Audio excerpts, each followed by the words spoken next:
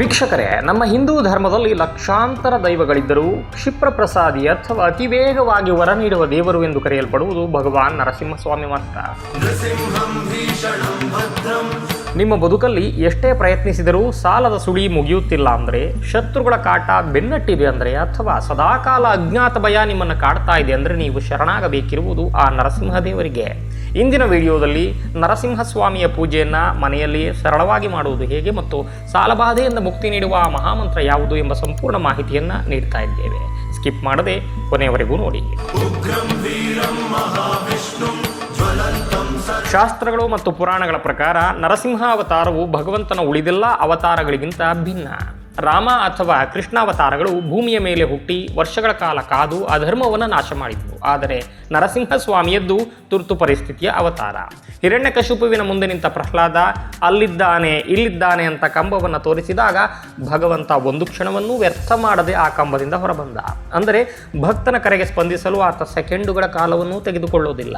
ಅದಕ್ಕೆ ಇಂದಿಗೂ ದಾರಿ ಕಾಣದೆ ಸಂಕಷ್ಟದಲ್ಲಿದ್ದವರಿಗೆ ನರಸಿಂಹನೇ ಏಕೈಕ ಆಶಾಕಿರಣ. ಈ ಅವತಾರವು ಅಸಾಧ್ಯವಾದುದನ್ನು ಸಾಧ್ಯವಾಗಿಸುವ ಶಕ್ತಿಯ ಸಂಕೇತವಾಗಿದೆ. ನರಸಿಂಹಸ್ವಾಮಿ ಉಗ್ರರೂಪಿಯಾದರೂ ಭಕ್ತರಿಗೆ ಅವರು ಪರಮ ಕರುಣಾಮಯಿ. ಮನೆಯಲ್ಲಿ ನೀವು ಅತ್ಯಂತ ಸರಳವಾಗಿ ನಾವು ಹೇಳುವ ರೀತಿ ಪೂಜೆ ಮಾಡಬಹುದು ನೋಡಿ. ನರಸಿಂಹಸ್ವಾಮಿ ಉದಯಿಸಿದ್ದು ಹಗಲೂ ಅಲ್ಲದ ರಾತ್ರಿಯೂ ಅಲ್ಲದ ಪ್ರದೋಷ ಕಾಲದಲ್ಲಿ, ಅಂದರೆ ಸಂಜೆಯ ಸಮಯ. ಈ ಸಮಯದಲ್ಲಿ ಮನೆಯಲ್ಲಿ ತುಪ್ಪದ ದೀಪವನ್ನು ಹಚ್ಚುವುದು ನಿಮ್ಮ ಬದುಕಿನ ಕತ್ತಲೆಯನ್ನು ದೂರ ಮಾಡುತ್ತೆ. ಸ್ವಾಮಿಯ ಉಗ್ರತೆಯನ್ನು ಶಮನ ಮಾಡೋದಕ್ಕೆ ಬೆಲ್ಲದ ಪಾನಕ, ಮಜ್ಜಿಗೆ ಅಥವಾ ಮೊಸರನ್ನು ನೈವೇದ್ಯವಾಗಿ ಅರ್ಪಿಸಿ.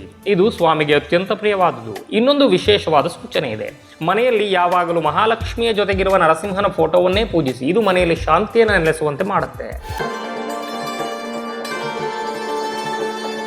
ನರಸಿಂಹಸ್ವಾಮಿಯನ್ನ ಋಣವಿಮೋಚನ ಮೂರ್ತಿ ಅಂತಲೂ ಕೂಡ ಕರೆಯಲಾಗುತ್ತೆ. ಸಾಲಬಾಧೆಯಲ್ಲಿರುವವರು ಪೂಜೆಯ ವೇಳೆ, ಹೇ ನರಸಿಂಹದೇವ, ನನ್ನ ಆರ್ಥಿಕ ಸಂಕಷ್ಟಗಳನ್ನು ದೂರ ಮಾಡು, ಈ ಪೂಜೆಯನ್ನು ಸ್ವೀಕರಿಸುವಂಥ ಸಂಕಲ್ಪ ಮಾಡಿ ವಿಶೇಷವಾದ ನರಸಿಂಹಸ್ವಾಮಿಯ ಋಣವಿಮೋಚನ ಸ್ತೋತ್ರವೊಂದನ್ನು ಪಠಿಸಲೇಬೇಕು. ದೇವತಾ ಕಾರ್ಯ ಸಿದ್ಧಾರ್ಥಂ ಸಭಾಸ್ತಂಭ ಸಮುದ್ಭವಂ ಶ್ರೀ ನರಸಿಂಹ ಮಹಾವೀರಂ ನಮಾಮಿ ಋಣಮುಕ್ತಯೇ. ಅಂದರೆ ದೇವತೆಗಳ ಕಾರ್ಯಸಿದ್ಧಿಗಾಗಿ ಕಂಬದಿಂದ ಅವತರಿಸಿದ ಮಹಾವೀರನೇ, ನನ್ನ ಋಣವನ್ನು ಅರ್ಥಾತ್ ಸಾಲವನ್ನು ತೀರಿಸಲು ನಿನಗೆ ಶರಣಾಗಿದ್ದೇನೆ.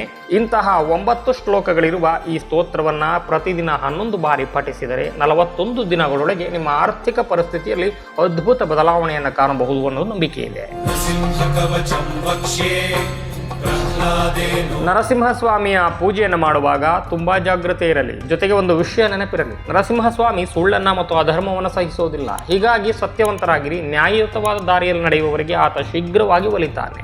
ಅಂದ ಹಾಗೆ ನಿಮ್ಮ ಮೇಲೆ ಅನಾವಶ್ಯಕವಾಗಿ ಹಗೆತನ ಸಾಧಿಸೋರು ಇದ್ರೆ ಈ ಪೂಜೆಯು ನಿಮಗೆ ರಕ್ಷಾ ಕವಚವಾಗುತ್ತೆ. ವೀಕ್ಷಕರೇ, ಪ್ರತಿ ತಿಂಗಳ ಸ್ವಾತಿ ನಕ್ಷತ್ರದ ದಿನದಂದು ನರಸಿಂಹಸ್ವಾಮಿಗೆ ವಿಶೇಷ ಪೂಜೆ ಅಥವಾ ದೇವಸ್ಥಾನಕ್ಕೆ ಭೇಟಿ ನೀಡುವುದು ಅತ್ಯಂತ ಶುಭ. ವೀಕ್ಷಕರೇ, ನಂಬಿಕೆ ಎಲ್ಲ ಸಿದ್ಧಿಯ ಮೂಲ. ಕಂಬದಲ್ಲೂ ಇರುವವನು ನರಸಿಂಹ ಎಂಬ ದೃಢವಾದ ನಂಬಿಕೆಯಿಂದ ನೀವು ಮನೆಯಲ್ಲೇ ಈ ಸರಳ ಆರಾಧನೆಯನ್ನು ಮಾಡಿ. ನಿಮ್ಮ ಸಾಲದ ಹೊರೆ ತೀರುವುದಷ್ಟೇ ಅಲ್ಲ, ಮನಸ್ಸಿಗೆ ಅಪಾರವಾದ ಶಾಂತಿ ದೊರೆಯುತ್ತೆ. ಈ ಮಾಹಿತಿ ನಿಮಗೆ ಇಷ್ಟವಾಗಿದ್ದರೆ ವಿಡಿಯೋವನ್ನು ಲೈಕ್ ಮಾಡಿ. ನಿಮ್ಮ ಕಷ್ಟದಲ್ಲಿರುವ ಸ್ನೇಹಿತರಿಗೂ ಕೂಡ ಈ ವಿಡಿಯೋವನ್ನು ಶೇರ್ ಮಾಡಿ, ಅವರಿಗೆ ಸಹಾಯವಾಗುತ್ತೆ. ನರಸಿಂಹಸ್ವಾಮಿಯ ಪೂರ್ಣ ಋಣವಿಮೋಚನ ಸ್ತೋತ್ರ ಬೇಕಿದ್ದಲ್ಲಿ ಕಮೆಂಟ್ ಬಾಕ್ಸ್ನಲ್ಲಿ ತಿಳಿಸಿ, ನಾವು ನಿಮಗೆ ಒದಗಿಸುತ್ತೇವೆ. ಶ್ರೀ ಲಕ್ಷ್ಮೀ ನರಸಿಂಹ ಚರಣಾರವಿಂದ್ಯಾಭ್ಯಂ ನಮಃ. ಇನ್ನೊಂದು ಉಪಯುಕ್ತ ಮಾಹಿತಿಯೊಂದಿಗೆ ಮತ್ತೆ ಸಿಗೋಣ. ಧನ್ಯವಾದಗಳು.